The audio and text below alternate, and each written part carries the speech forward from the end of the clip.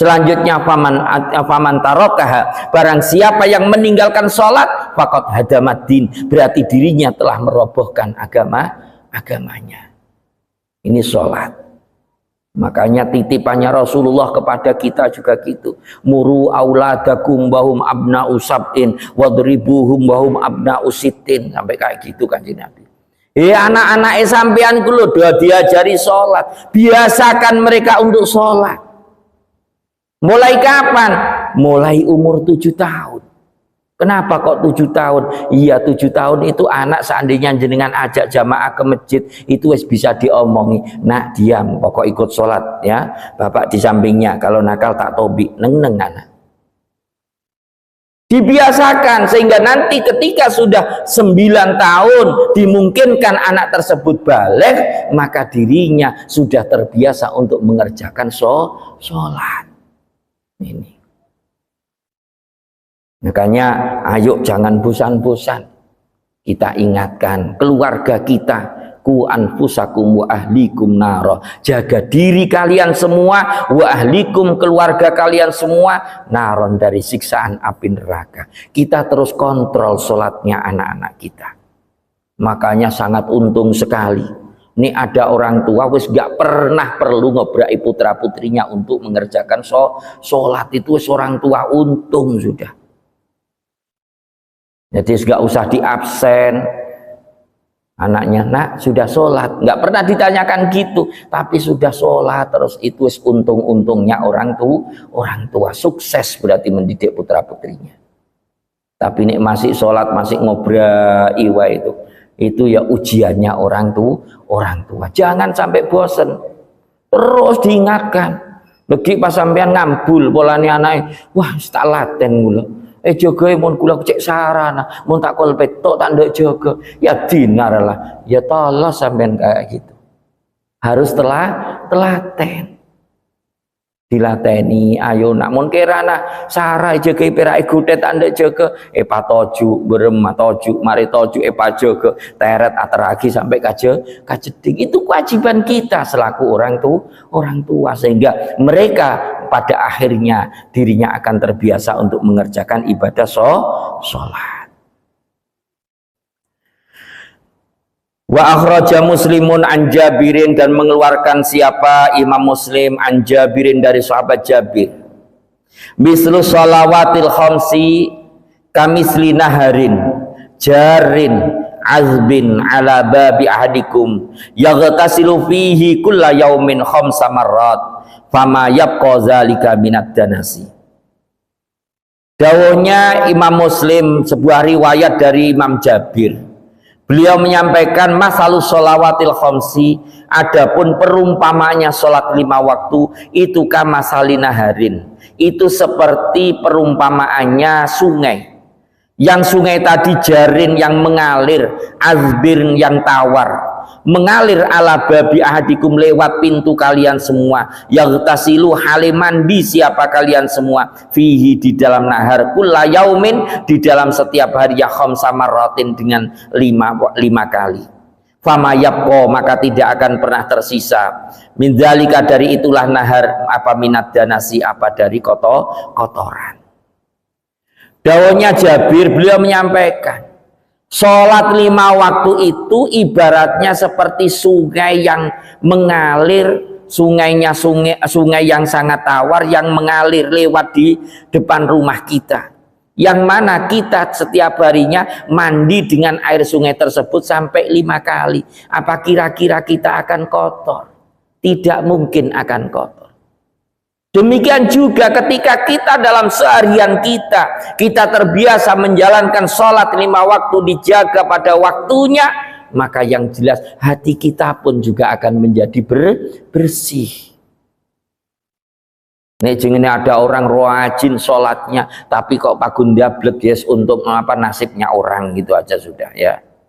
Sebab inna sholata tanha anil fahsya'i wal mungkar. Berarti kalau masih ada orang sholatnya rajin tapi kok masih melakukan fahsya, melakukan mungkar, berarti sholatnya ada yang kurang benar.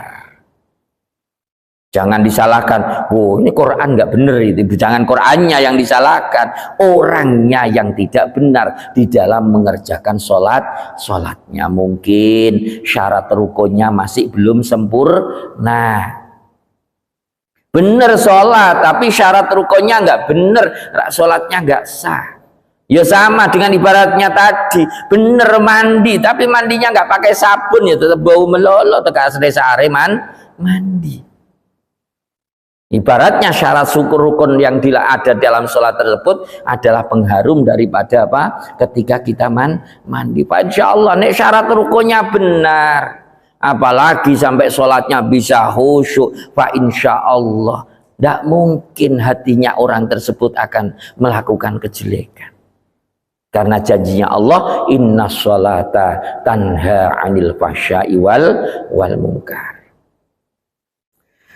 Wa Ahmadu, dan meriwayatkan siapa Said Ahmad an Abi Dzarrin dari Imam Abu Dzarrin an Nabiya, sesungguhnya Nabi sallallahu alaihi wasallam kharaja zaman syita'i wal waraqi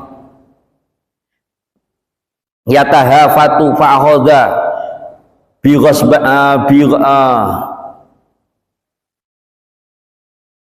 bi ghusnaini min syajaratin qala faja'ala dzalika yatahafatu.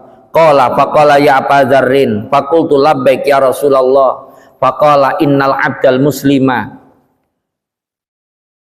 la yusalli as-salata yuridu biha wajhallahi ta'ala fataha fata'anhu dzunubuhu kama tahafata hadzal waraqu an hadhi syajarata.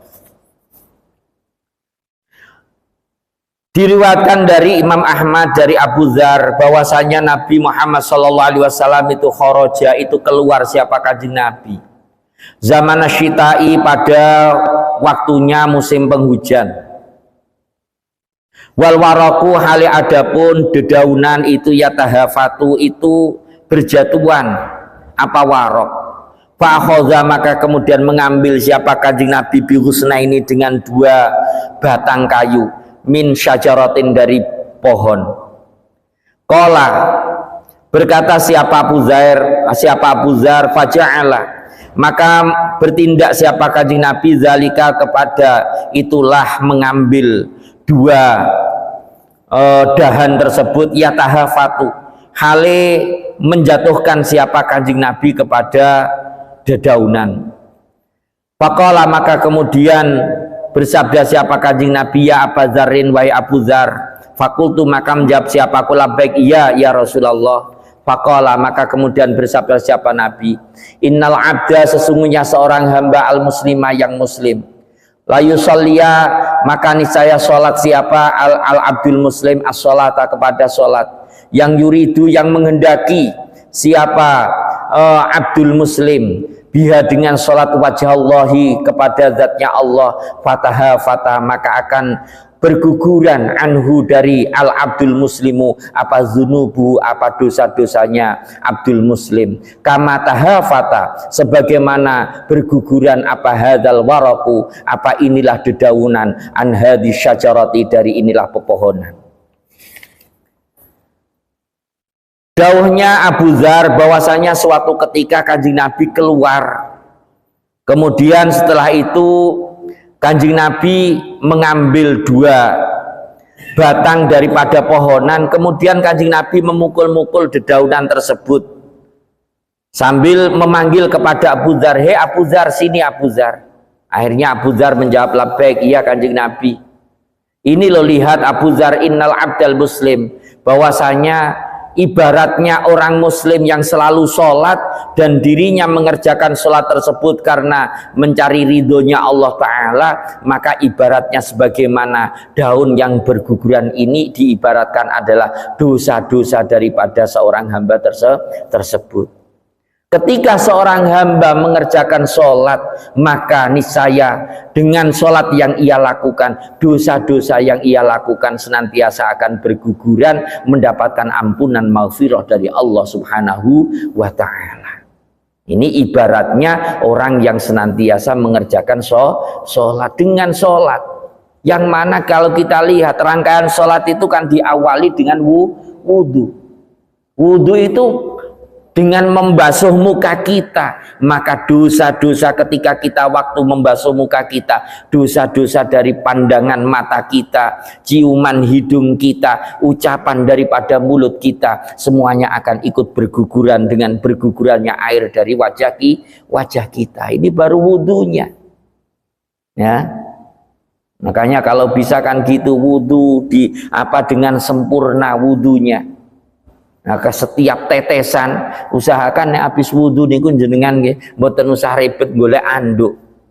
Biarkan saja berjatuhan. Sebab setiap tetesan-tetesan daripada air wudu daripada seorang hamba yang mengerjakan wudu, maka akan menjadi malaikat-malaikat yang akan menjadi saksi di hadapan Allah Subhanahu wa taala. Habis wudu baca doa, asyhadu an la ilaha illallah wa asyhadu anna muhammadan abduhu wa rasuluh. Allahumma ij'alni minat tawwabin waj'alni minat tahirin waj'alni min ibadikas shalihin. Pintu surga 7 dibuka semuanya bagi orang yang senantiasa istiqomah ketika habis wudu membaca doa tersebut. Itu kesunatannya baca doanya sambil menghadap ke arah kiblat, sambil matanya memandang ke atas langit. Jadi habis wudhu selesai menghadap, kalau alhamdulillah ini jedingnya ngadepnya ke arah barat, tempat wudhunya, langsung angkat kedua tangannya, pandangannya ke atas, asyhadu alla ilaha illallah wa asyhadu anna muhammadan abduhu wa rasuluh. Allahumma ij'alni minat tawwabin waj'alni minal mutatahhirin waj'alni min ibadikas shalihin. Pintu surga dibuka bagi orang yang istiqomah melakukan yang kayak demikian. Ini baru wudhunya. Apalagi kalau sholatnya lillahi ta'ala.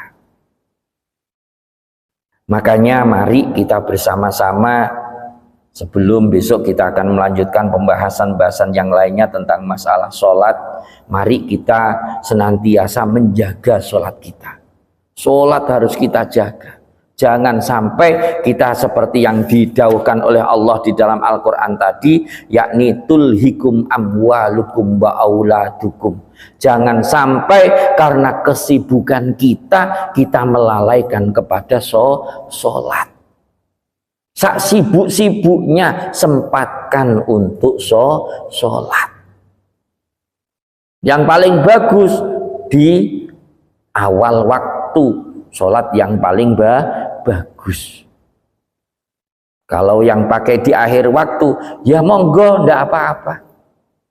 Kalau seperti Hadratus Syekh, kalau saya di Pondok Sarang itu gitu, Yai itu Kiai Maimun Zubair itu kalau sholat, ini sudah menjadi kebiasaan beliau. Jadi sholat subuh itu kalau sampai Yai sudah Assalamualaikum, kok ada orang baru sholat berarti qadha yang jelas. Jadi beliau salam itu terbit matahari sudah. Paling akhir beliau. Duhur mepet dengan asar. Asar itu mepet dengan maghrib. Maghrib mepet dengan isya. Isyanya jam 9 malam. Itu biasanya kalau kita di Pondok Sarang kayak gitu beliau. Nanti beliau punya pegangan sendiri tentang masalah sholatnya. Tapi beliau itu istiqomah, saya ngakui. Ini ya itu sak sibuk-sibuknya beliau itu selama saya mondok di Sarak itu belum pernah beliau itu beri alasan payah saya libur dulu ngajinya. Jadi beliau itu setiap ba'dal maktubah, setiap habis jamaah itu mesti baca kitab.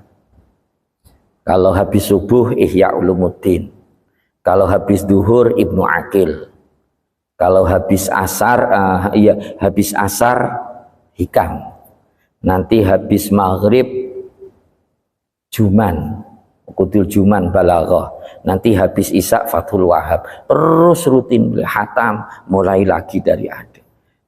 Dan selama beliau di rumah beliau tidak pernah libur, sekalipun tamunya, kalau masalah tamu jangan ditanya, ramenya Masya Allah. Tapi beliau belum pernah saya mendengar beliau ngajinya libur dulu ya saya payah, belum pernah. Nek sholat modelnya kayak gitu. Akhir, kalau tanya sama santri Sarang itu mesti tahu semua. Nanti kalau akhir memang jamaah subuh ya akhir, jamaah duhurnya akhir. Nenek kita nggak tahu dasarnya, yo pakai yang umum saja, kita pakai yang di awal waktu itu yang paling bagus. Nah, di awal waktu. Jadi usahakan dengar waktunya, langsung kita mengerjakan sholat. Kalau bisa yang paling bagus ya berjamaah itu yang paling bagus. Habis jamaah, ya alhamdulillah nih kayak gini. Jangan duduk-duduk kayak gini ini. Sambil jangan lupa jenengan nomor 1, jangan lupa niat iktikaf, dapat pahalanya iktikaf. Nomor 2, saya ikut mendengarkan ngaji sambil nunggu sholat isya. Jenengan duduk-duduk kayak gini ini pahalanya sama dengan orang yang sholat sudah. Nggak usah sholat takbir-takbiran sudah, sampean pahalanya sama dengan orang mengerjakan sholat. Orang menunggu sholat itu pahalanya sama dengan orang yang sudah mengerjakan sholat. Kan enak kan sudah. Jangan nunggunya, saya nunggu tapi di rumah ya lain lagi itu urusannya ya. Nunggu kok di rumah ya, nunggu sambil di masjid. Apalagi ngaji kayak gini, wes masya Allah sudah. Fadilahnya orang ngaji kitab itu, belajar tentang ilmu agama itu masya Allah sangat-sangat besar sekali. Jadi dengan kumpul kayak gini tuh nilainya sama dengan 200 rakaat. Satu kali jenengan di majelis taklim kayak gini itu pahalanya sama dengan jenengan melaksanakan sholat 200 rakaat. Kelar jenengan sholat 200 rakaat kira-kira. Lawang terawih masih bertaber, ya. Berumah nyari imam si paling cepat. Padahal perak salekur itu sudah paling panjang, sudah nggak ada yang sampai 40 kan kalau di sini kan. Kalau dulu riwayatnya kalau di Masjid Nabawi pernah itu dilakukan sampai 40 rakaat. Kalau di sini kan nggak ada. Jadi dengan kita di majelis kayak demikian ini sudah masya Allah. Makanya ya alhamdulillah nih kita bisa dalam kesehariannya kita bisa menuju ke majelis taklim. Fa insya Allah dengan kita kayak demikian itu.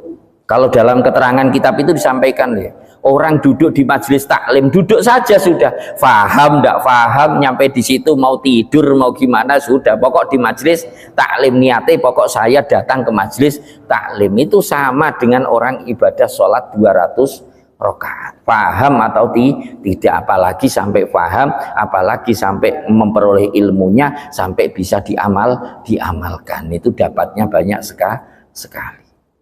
Makanya alhamdulillah saya kalau suruh ngaji itu paling semangatnya masya Allah. Paling ngaji itu paling semangat. Lu kemarin kok nggak ngaji Ustadz? Lah ya gimana lagi barengan undangan. Saya rak dimarahi orang rak gitu aja. Ngaji lagi kapan-kapan kan gitu. Malam Selasa yang kapan hari itu pas tepat acara di acaranya Mbah Muni itu 1000 harinya. Terus malam Selasa berikutnya ada undangan di Pondok Mangaran. Ini aslinya ada yang untungnya tak, kalau bisa habis isya saja ya, enaknya habis isya ini acaranya. Alhamdulillah, ya dah Ustadz tidak apa-apa, jadi habis isya nanti undangan. Kok seandainya pas tidak mau ya libur lagi lah gitu ya. Ini kepinginin enggak, saya itu kepinginnya itu tetap ngaji terus. Nah, saya kalau di pondok itu sering saya sampaikan ke anak-anak itu saya wis gak minta apa-apa ke kalian. Saya cuma satu, doakan saya itu mati waktunya saya ngaji itu. Yang saya harapkan, saya cita-citakan itu saya. Makanya kalau suruh berhenti ngaji itu masya Allah saya cek beratnya. Saya sampai angen-angen saya cuma itu, ya Allah amit ini matikanlah saya dalam kondisi taklim, dalam kondisi ngaji, itu yang menjadi cita-cita saya. Sehingga saya sakit tetap saya berangkat ngaji. Barangkali mungkin waktu saya sakit itu saya mati, waktu saya ngajar, itu cuma yang saya inginkan. Itu yang saya pegang. Jadi ya semoga lah apa yang saya doakan ini bisa dikabulkan. Banyak juga orang waktu belajar ngaji meninggal dunia, ada orang waktu khutbah meninggal dunia. Wong orang mati itu nggak harus nunggu sakit, nggak harus nunggu tua kan gitu. Yang penting kita mohon, kita nyuwun kepada Allah.